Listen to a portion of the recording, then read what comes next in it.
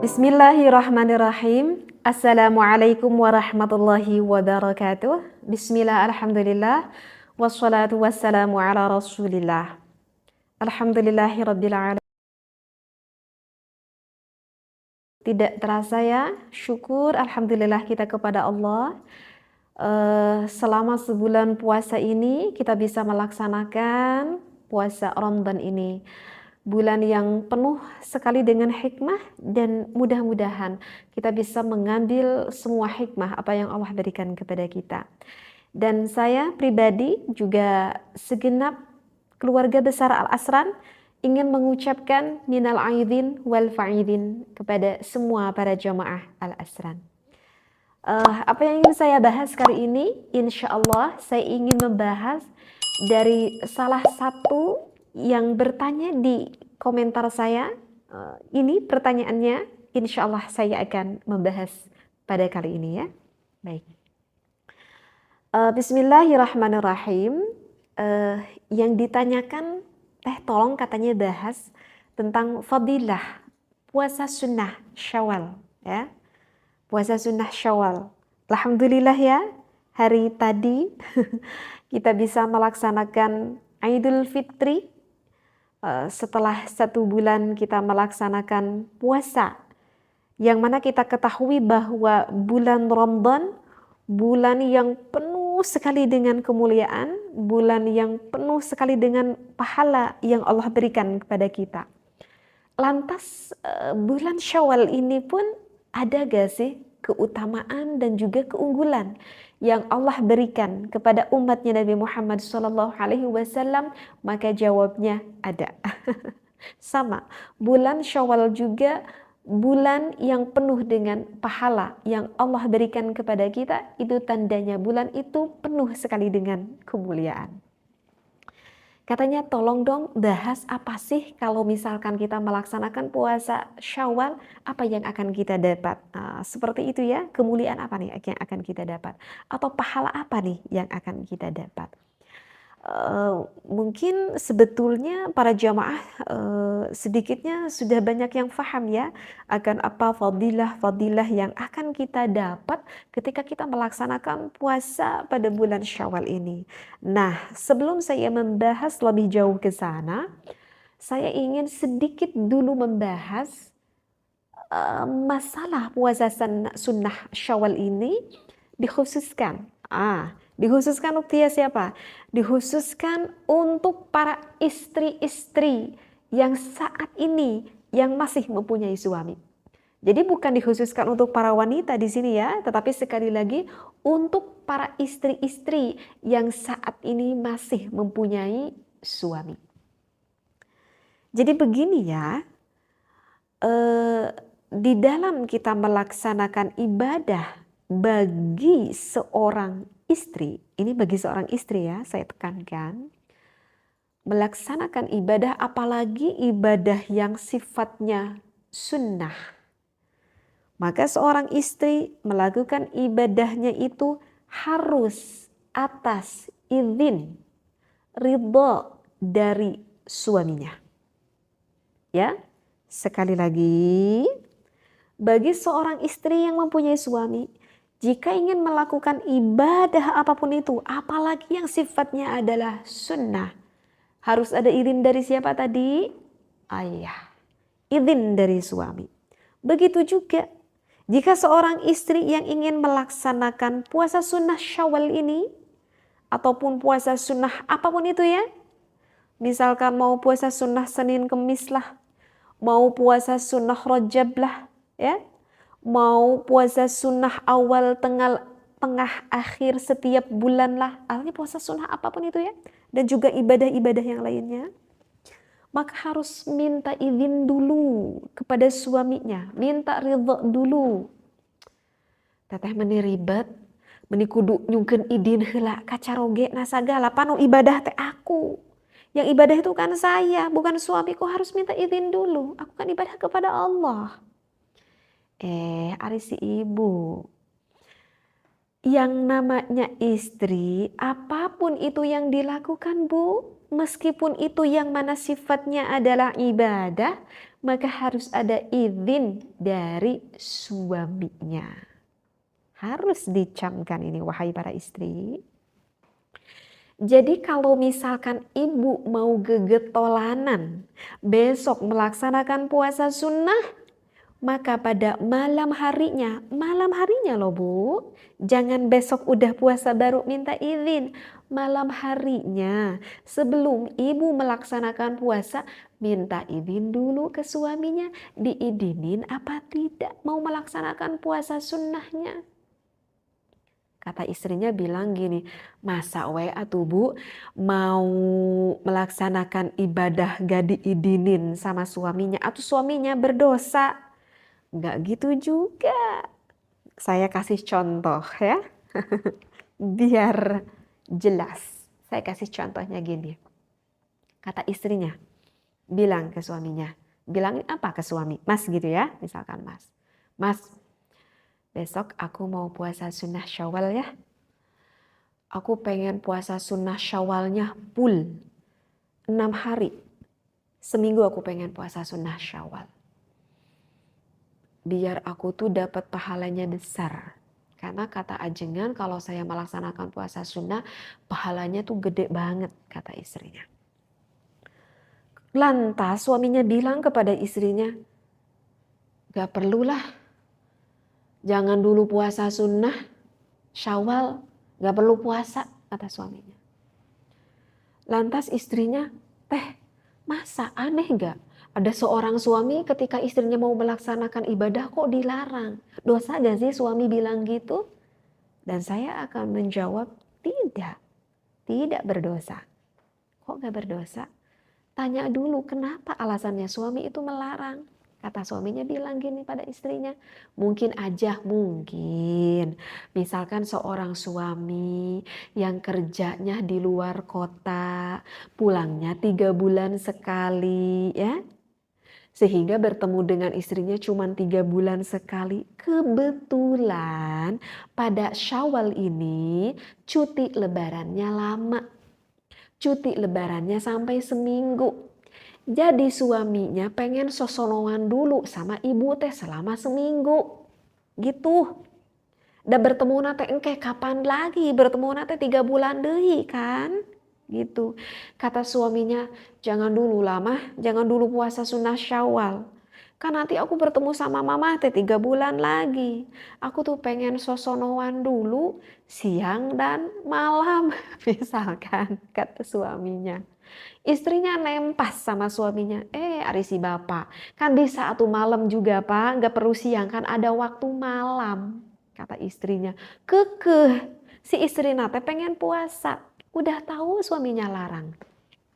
Akhirnya pada esok harinya, ya karena merasa berpikir bahwa akan mendapatkan pahala yang begitu besar, akhirnya sang istrinya besok melaksanakan puasa sunnah Syawal.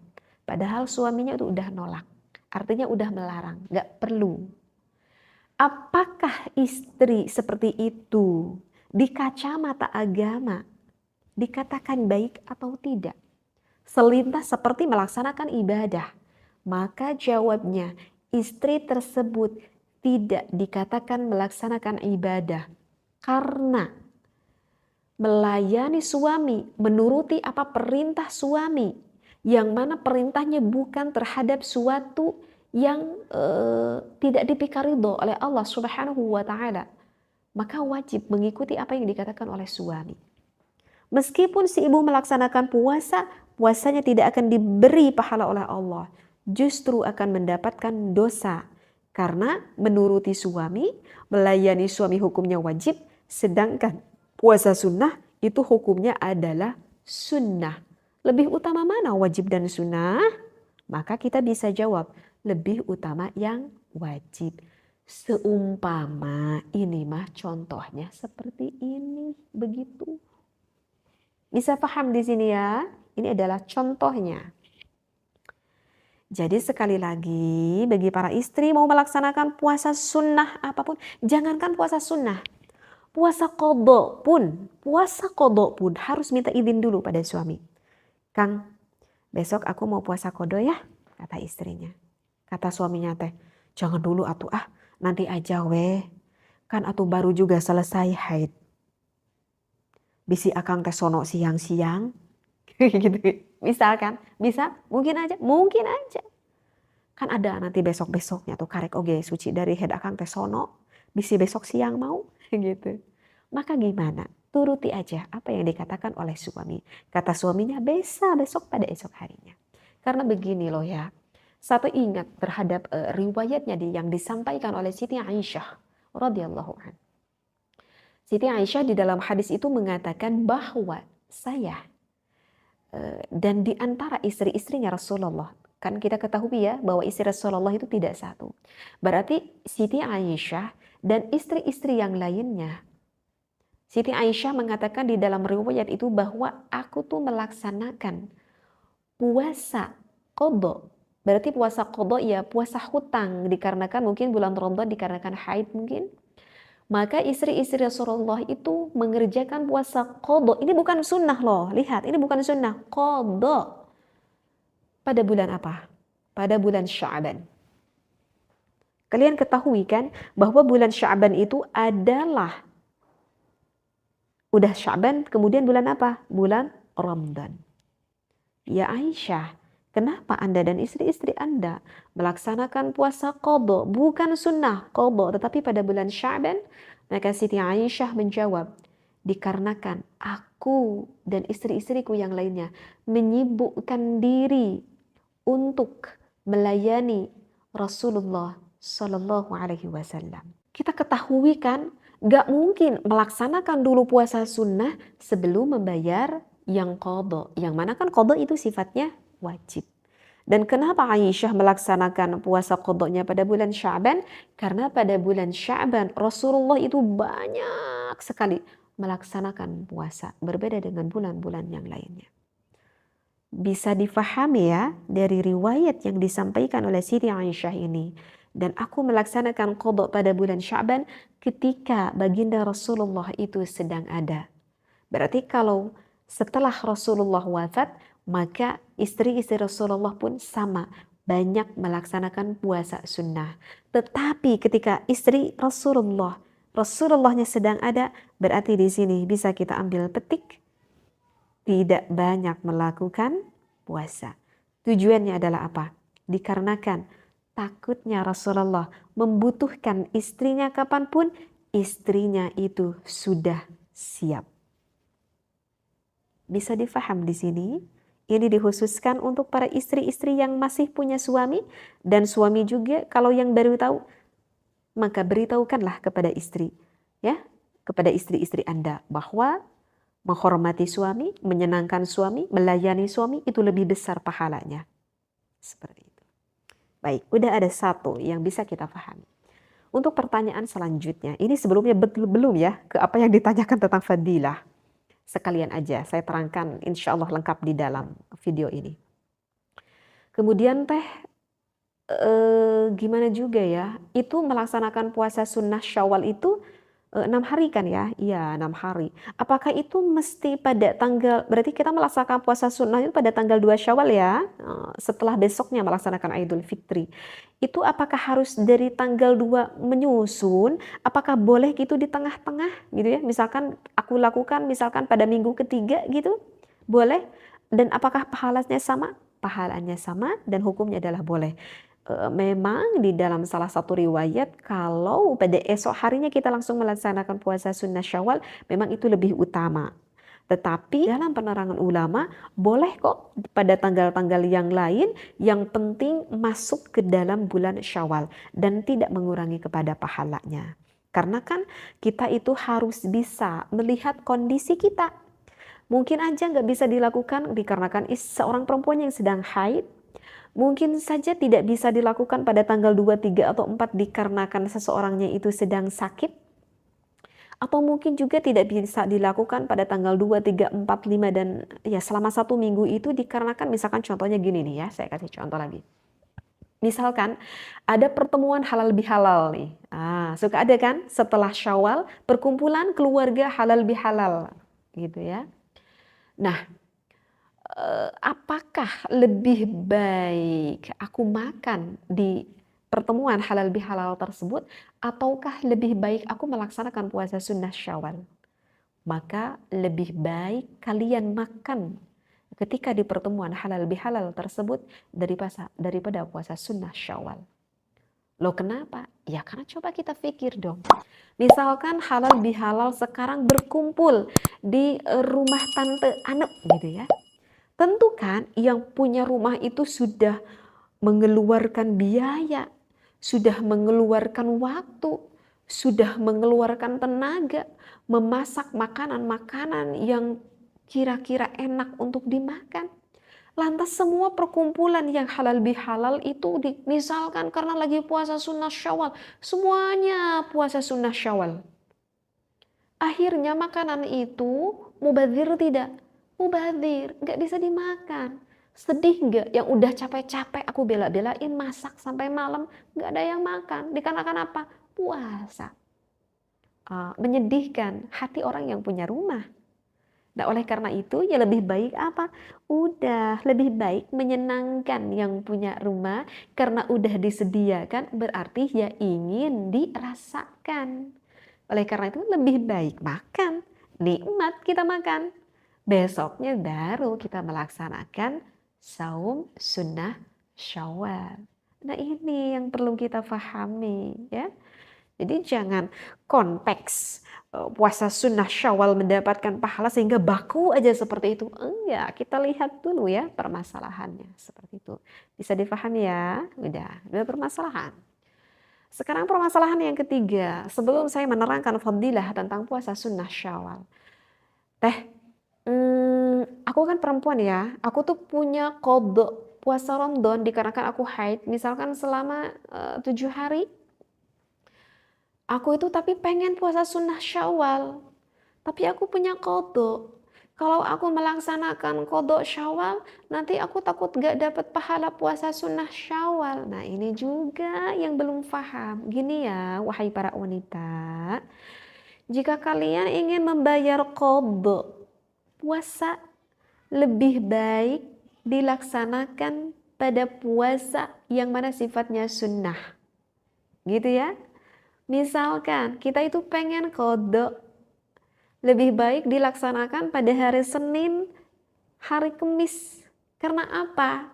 Karena ketika kita melaksanakan puasa qadha yang mana sifatnya wajib, dilaksanakan pada hari Senin dan hari Senin puasa sunnah, maka kita dapat 2 pahala.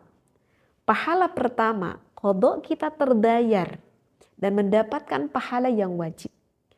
Kedua, mendapatkan pahala puasa sunnah karena kita dilaksanakan pada hari Senin dan hari Senin termasuk puasa sunnah, kita akan mendapatkan pahala puasa sunnah.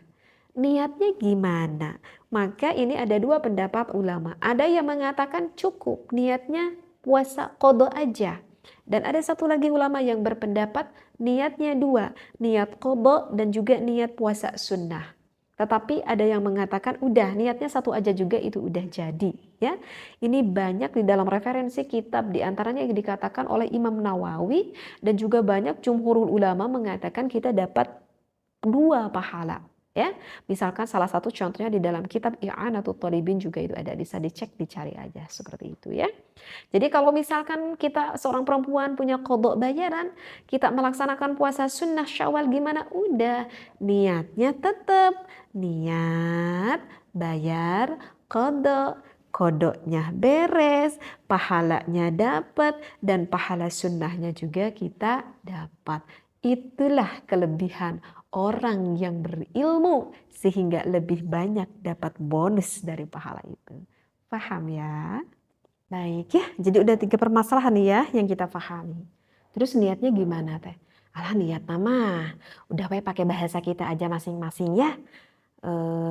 Gak perlu pakai bahasa Arab lah, daripada pakai bahasa Arab kita tidak paham, pakai bahasa kita aja ya.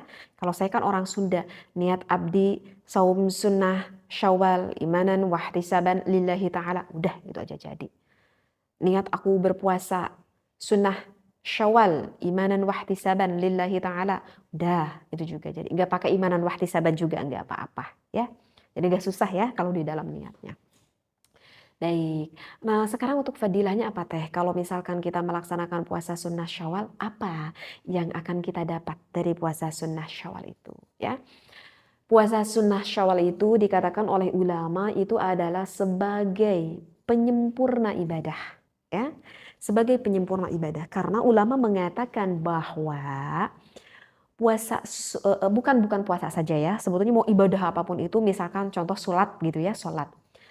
Kalau kita misalkan melaksanakan sholat sunnah, maka sholat sunnah itu akan menjadikan penyempurna bagi sholat fardu, gitu ya. Misalkan kita melaksanakan sholat fardu isya. Nah, sebelumnya kita melaksanakan dulu sholat sunat rawatib qobliyahnya. Sesudah isya kita laksanakan ba'diyahnya. Maka qobliyah dan ba'diyah itu untuk menyempurnakan dari sholat fardu isya tersebut, yang mana sholat fardu isyanya itu misalkan masih banyak kekurangan, maka disempurnakan oleh apa? Oleh sunat qobliyah dan juga sunat ba'diyah. Seperti itu. Jadi amal ibadah apapun itu ya, sunnah itu adalah sebagai penyempurna bagi yang fardu. Berarti begitu juga sama. Kemarin kita sebulan penuh melaksanakan puasa Ramadan. Misalkan ketika melaksanakan puasa Ramadan masih banyak kekurangan-kekurangan gitu ya. Hati kita yang agak kurang sabar, lisan kita yang berbicara agak kotor, yang agak menyakitkan orang lain misalkan gitu ya, maka disempurnakanlah oleh apa? Oleh puasa sunnah Syawal untuk menyempurnakan puasa yang wajib Ramadan tersebut. Nah itu ya. Dan kalau misalkan kita melaksanakan puasa sunnah Syawal selama 6 hari, maka ulama mengatakan seperti kita melaksanakan puasa 1 tahun full. Masya Allah. Siapa orang yang sampai bisa puasa sunnah sampai 1 tahun? Kayaknya itu sulit banget ya. Pahalanya seperti itu. Iya. Jadi kalau kita melaksanakan puasa sunnah 6 hari, sama seperti melaksanakan puasa selama 1 tahun. Kenapa ulama mengatakan bahwa sama seperti puasa sunnah 1 tahun? Dikarenakan kalau dikutip di dalam surat Al-An'am pada ayat 160, dan saya agak ketalar. Ayat Al-Qurannya saya nggak ketalar. Cuman di dalam surat Al-An'am itu dikatakan kalau kita melaksanakan ibadah, satu ibadah, maka akan Allah lipatkan menjadi 10 kali pahala. Begitu ya. Jadi bukan pahala puasa aja, ibadah apapun itu.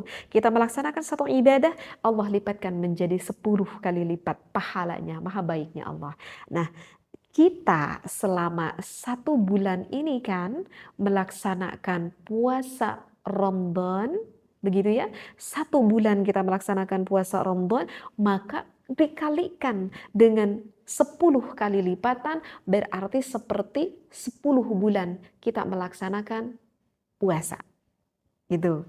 Kemudian kita lengkapi dengan puasa sunnah 6 hari, yang mana kalau dikalikan dengan 10 sehingga menjadi 60 kan. Berarti 60 itu adalah 2 bulan ya.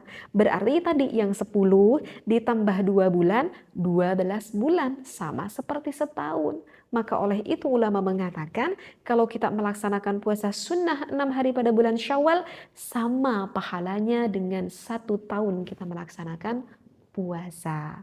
Yang mana Rasulullah Shallallahu Alaihi Wasallam pun bersabda, "Man shoma Ramadhana wa atba'ahu syittan min Syawalin, kana kasyamid dahri." Yang artinya barang siapa yang melaksanakan puasa pada 6 hari pada bulan Syawal, maka itu pahalanya sama seperti melaksanakan puasa 1 tahun. Ini hadis riwayat Muslim ya. Nah, itu adalah referensi Al-Quran dan juga referensi hadisnya. Nah, kemudian kalau kita melaksanakan puasa sunnah Syawal, maka itu adalah, kata ulama, dikatakan sebagai tanda diterimanya kita melaksanakan puasa Ramadan. Kenapa dikatakan sebagai tanda? Dikarenakan salah satu tanda itu adalah istiqomah.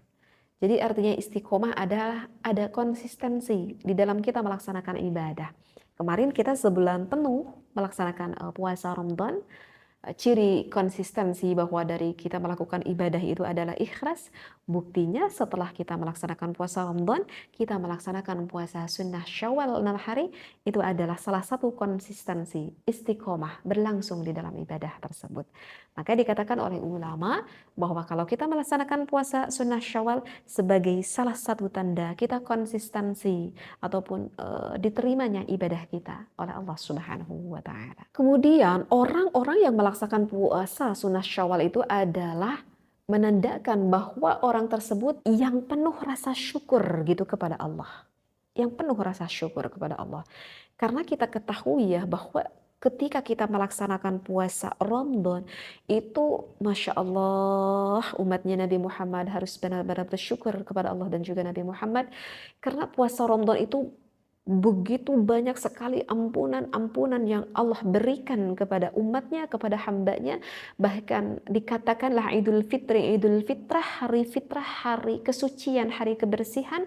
Karena kita sudah dihapus dari dosa-dosa yang kita lakukan, dari dosa-dosa yang terdahulu. Maka dikatakan dengan Idul Fitri, hari bersih kita dari dosa-dosa yang telah kita lakukan. Sehingga saking kita bersyukurnya kepada Allah, maka kita lanjutkan puasa itu dengan puasa sunnah Syawal. Karena sabda Rasulullah sallallahu alaihi wasallam, "Man shoma Ramadhana imanan wa ihtisaban, ghufira lahu ma taqaddama min dhanbihi."